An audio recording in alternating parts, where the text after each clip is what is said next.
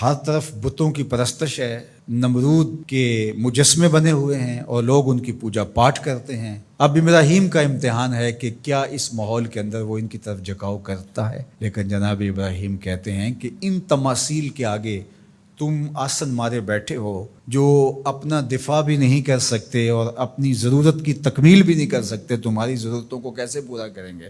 تو یہ میرے رب نہیں ہو سکتے۔ شمس و قمر کو، چاند کو، سورج کو، ستاروں کو پوجتے ہو، اچھا یہ چاند یہ ستارے رب ہے؟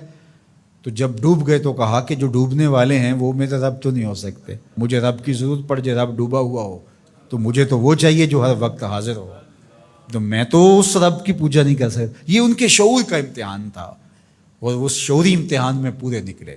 پھر اس کے بعد اگلا امتحان تھا کہ وہ اس شعور کو بیان کرنے کی طاقت بھی رکھتے ہیں کہ نہیں۔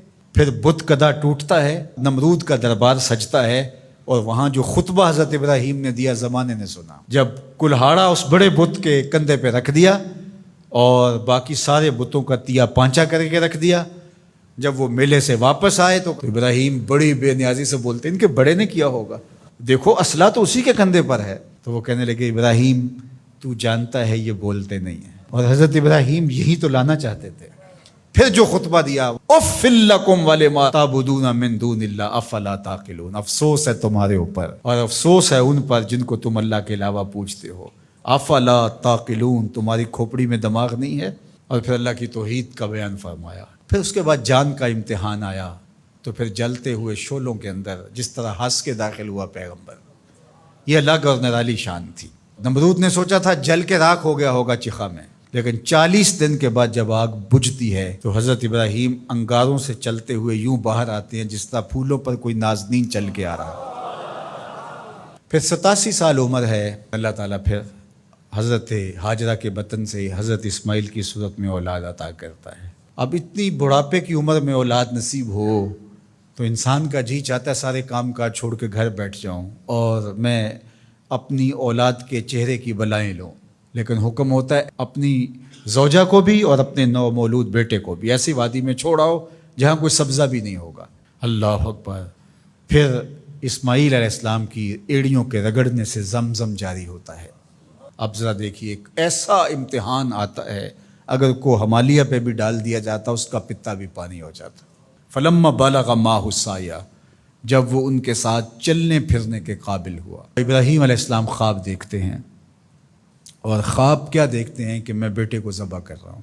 فلما اسلما، جب دونوں راضی ہو گئے، باپ ذبح کرنے پہ اور بیٹا ذبح ہونے پہ، اب باپ کی آنکھوں پہ پٹی بندھی ہے، ہاتھ میں چھری ہے، 100 سال کا بوڑھا باپ، جبل صبیر کا دامن منا کی وادی، کارکنان قضاء و قدر دم بخود ہیں، شمس و قمر، یہ منظر آج سے قبل انہوں نے نہیں دیکھا تھا، اور سورج بادلوں کی اوٹ میں منہ چھپانے کی کوشش کر رہا ہے کہ یہ منظر مجھ سے نہیں دیکھا جائے گا، حوروں کی چیخیں نکل رہی ہے، کائنات تھرا رہی ہے، مالک قیامت آنے والی۔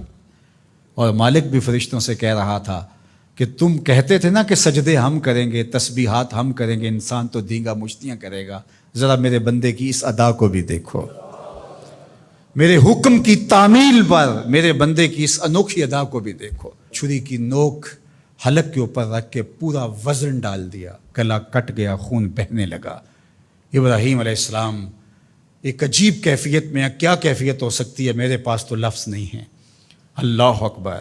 جلدی سے جو ہے وہ آنکھوں سے پٹی کھولتے ہیں تو دیکھتے ہیں کہ منظر بدلا ہوا ہے، بیٹا سمجھ کے جس کو ذبح کیا وہ تو دمبا تھا، اور اسماعیل علیہ السلام پاس کھڑے مسکرا رہے ہیں، اور پاس حضرت جبریل امین بھی کھڑے ہیں۔ یہ اس بات کا عملی ثبوت ہے یہ وہ دمبا لے کے آئے۔ تو بے ساختہ جناب ابراہیم علیہ السلام کی زبان پر جو لفظ آیا وہ یہ تھا، اللہ اکبر، اللہ اکبر۔ تو حضرت اسماعیل بولے لا الہ الا اللہ واللہ اکبر، پاس کھڑے جبریل بولے اللہ اکبر وللہ الحمد۔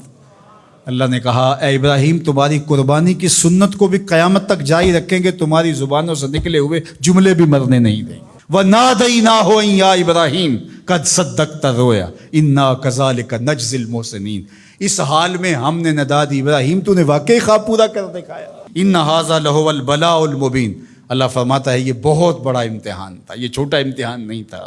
اور پھر میرا رب رب ہو کے کیا کہتا ہے؟ سلام علی ابراہیم، اے ابراہیم تیرے اوپر سلامتیاں نازل ہو۔